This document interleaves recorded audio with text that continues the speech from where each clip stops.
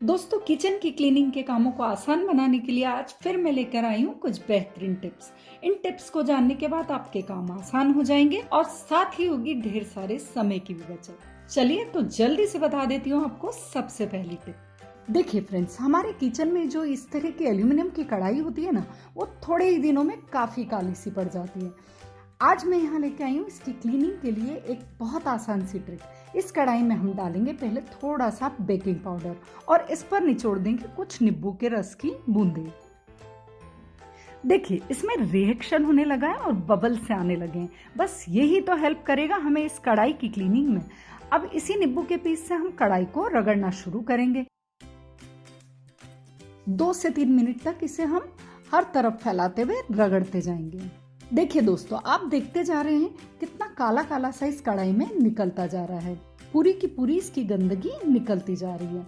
और आप फाइनली देखिए, ये नींबू का पीस भी पूरा काला पड़ चुका है। बस ठीक इसी तरह से कढ़ाई का बैक साइड भी रगड़ कर साफ कर लेंगे। फ्रेंड्स, अब इस पर मैं पानी डालकर दिखाती हूँ। देखिए, इसे पानी से वॉश करने पर कितना काला सा पानी निकला है इसका। और आप देख सकते हैं कढ़ाई एकदम साफ चमकदार हो गई है और पीछे से भी ये कढ़ाई पूरी तरह से क्लीन हो चुकी है ना दोस्तों? ये ट्रिक एकदम कमाल की। आप भी आजमाइए ये ट्रिक और अपनी कढ़ाइयों की क्लीनिंग कीजिए इसी तरह से। अब आ जाते हैं हम हमारे टिप नंबर 2 पर।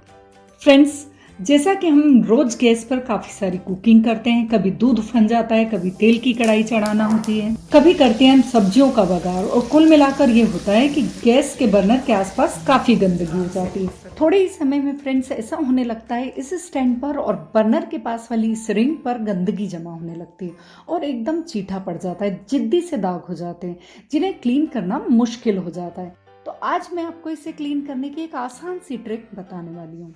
इसके लिए लेंगे हम थोड़ा सा बेकिंग सोडा।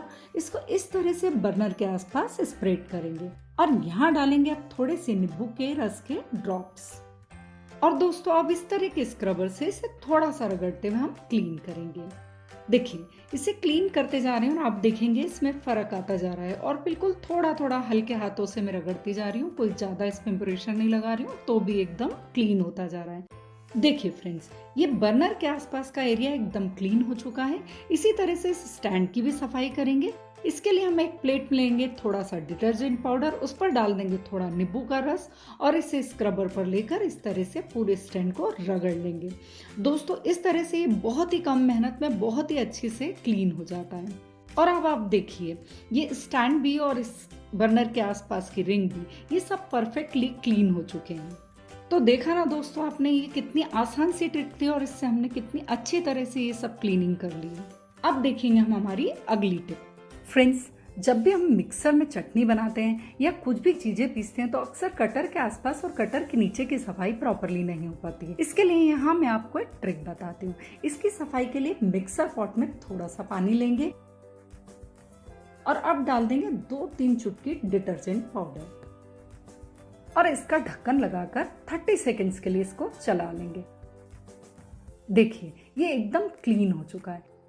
ये पानी निकालकर साफ पानी डालकर फिर से मिक्सर एक बार चला लेंगे। इस तरह से करने से मिक्सर का पॉट बहुत ही अच्छी तरह से साफ हो जाता है। किसी भी तरह की गंदगी या स्मेल इसके अंदर नहीं रहेगी और कटर के नीचे से भी पूरी अच्छी तरह से सफाई हो जाएगी। तो दोस्तों, देखा ना आपने, छोटे छोटे किचन के टिप्स एंड ट्रिक्स कितने काम के होते हैं। तो इसी तरह के और भी टिप्स एंड ट्रिक्स आपके लिए मैं लाती रहूंगी। इसके लिए आप जुड़े रहिए SK गोल्ड रेसिपीज से। Thank you for watching. Stay tuned.